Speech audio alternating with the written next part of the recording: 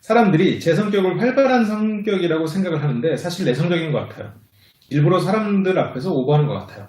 그래서 그런지 사람들 만날 때 대화를 주도해야 된다는 생각 때문에 만나기 전에 부담스럽고 진이 빠져요. 저도 이런 부분 상당히 공감합니다.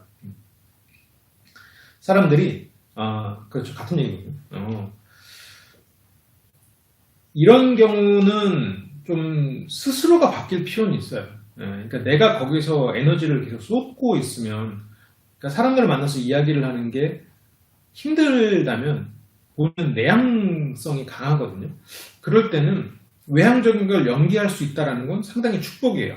내향적인 사람이 외향성을 연기할 수 있다면 굉장히 인간 관계의 폭이 넓어지는 건 사실입니다.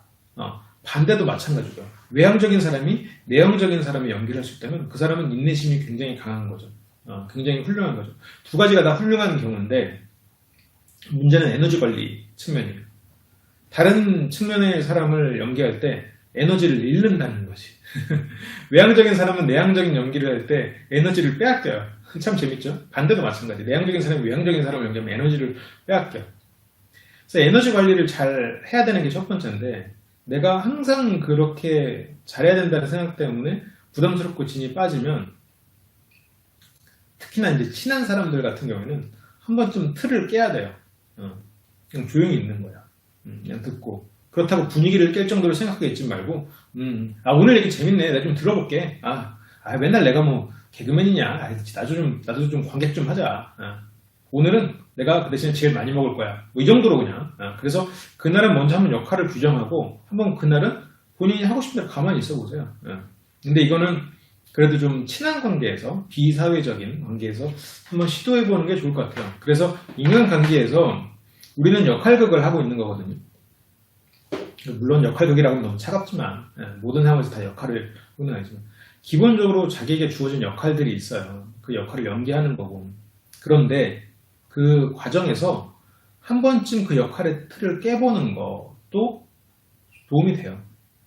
그러니까 내가 역할에 대해서 불만이 없고 이 역할로 해서 충분히 나는 내가 생각하는 목적을 이루면서 살고 있다라고 하면 상관이 없는데 내가 너무 피해자로서 고착이 돼 있거나 보조자로서 고착이 되어 있는 게 스트레스를 받으면 한번 좀 주인공이 돼보려고 해보고 근데 물론 이렇게 틀을 깨는 상황은 틀을 깨서 잘못했을 때 잃을 게 없는 상황이라죠.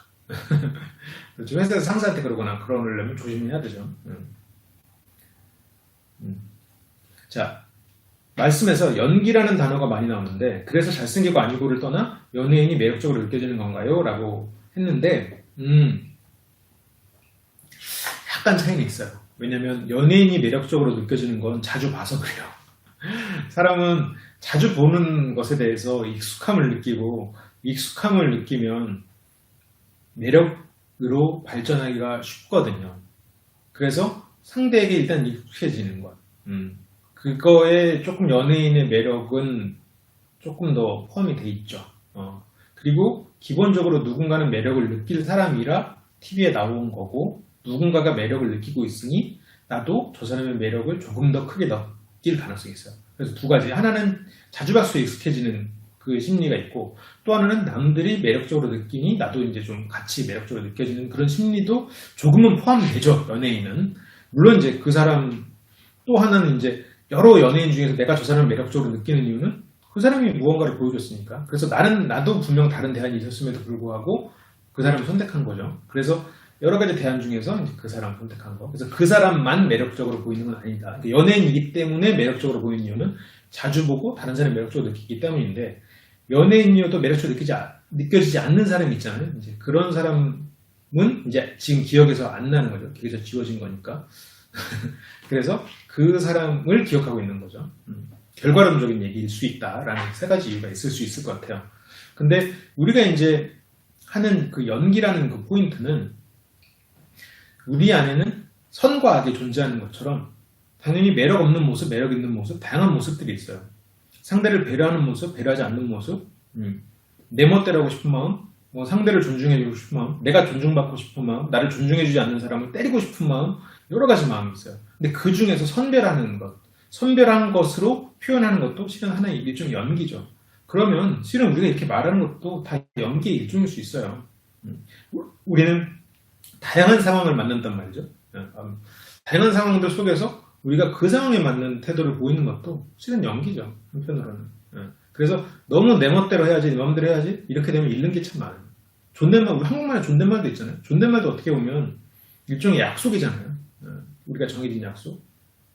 이거는 좀 공통적으로 사람들이 공감할 만한 약속인 거고, 존댓말은 일종의 존대를 해야 되는 역할을 수행하고 있는 거고, 인간관계에서도 실은 그것만큼 구속력이 강하진 않지만 역할들이 존재한다는 거죠. 그래서 기본적으로 어느 역할을 수행하면서 거기서 내 스타일을 주장하면 좀 더 매력 있는 사람으로 보일 가능성이 큰 거죠. 근데 그러려면 역할에 대해서 이해가 있어야 돼요. 아, 이 역할이구나 저 역할이구나 딱 그런 게 따기보다는 그런 여러 가지 상황에서의 문화에 익숙해지는 것, 그럼 다양한 사람들 경험해보고, 그래서 내가 그 상황을 주도하지 못해도 다양한 곳에서 다른 사람들을 살피면서 많은 사람을 만나보는 게 상당히 도움이 됩니다.